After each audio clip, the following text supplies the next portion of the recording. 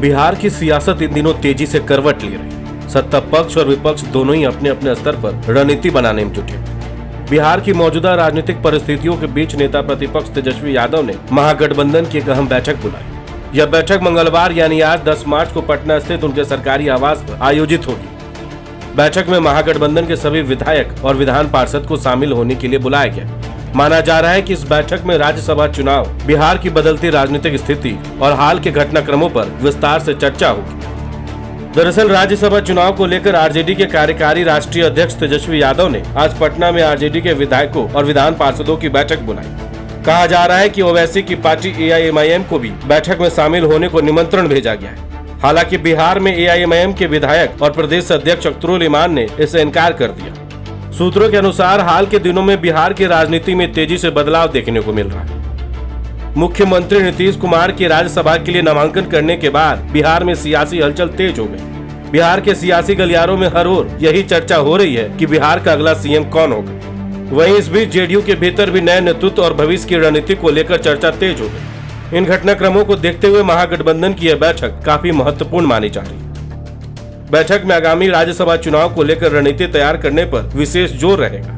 महागठबंधन के नेता इस बात पर विचार करेंगे कि चुनाव में किस तरह एकजुट होकर मुकाबला किया जाए और गठबंधन के वोटों को किस प्रकार संगठित किया जाए। साथ ही अभी चर्चा होने की संभावना है कि मौजूदा राजनीतिक परिस्थितियों में विपक्ष की भूमिका क्या होनी चाहिए। इस बीच बिहार की राजनीति में एक और बड़ा घटनाक्रम सामने आया। मुख्यमंत्री नीतीश कुमार के बेटे निशांत कुमार ने हाल ही में औपचारिक रूप से जनता दल यूनाइटेड की सदस्यता ग्रहण की। पटना स्थित JDU कार्यालय में आयोजित कार्यक्रम में उन्होंने पार्टी में शामिल होकर अपने राजनीतिक सफर का शुरुआत कर दिया। उनके इस कदम को JDU में संभावित पीढ़ीगत बदलाव और भविष्य की रणनीति से जोड़कर देखा जा रहा है। अब बिहार में तेजस्वी यादव को युवा चेहरा के रूप में निशांत कुमार की चुनौती मिली। ऐसे में तेजस्वी यादव बिहार की वर्तमान राजनीतिक हालात को लेकर भी पार्टी नेताओं के साथ चर्चा करेंगे।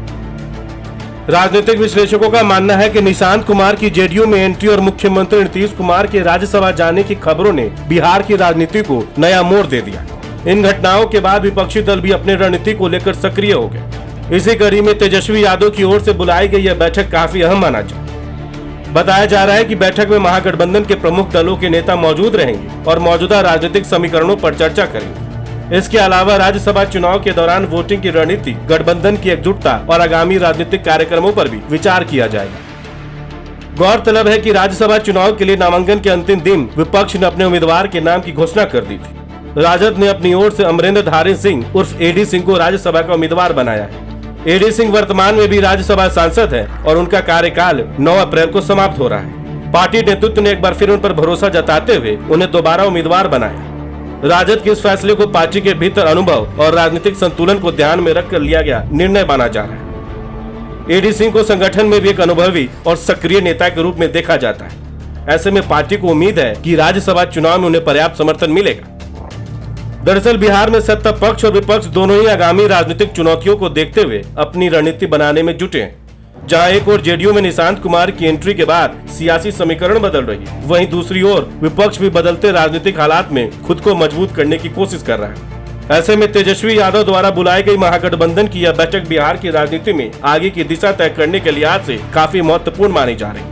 अब सबकी नजर इस बात पर टिकी है कि इस बैठक में क्या निर्णय लिए जाते हैं और राज्यसभा चुनाव के साथ साथ आने वाले राजनीतिक घटनाक्रमों को लेकर विपक्ष किस तरह की रणनीति तैयार करता है। इस खबर को लेकर आपकी क्या राय है, हमें कमेंट्स में जरूर बताएं। बहुत बहुत शुक्रिया।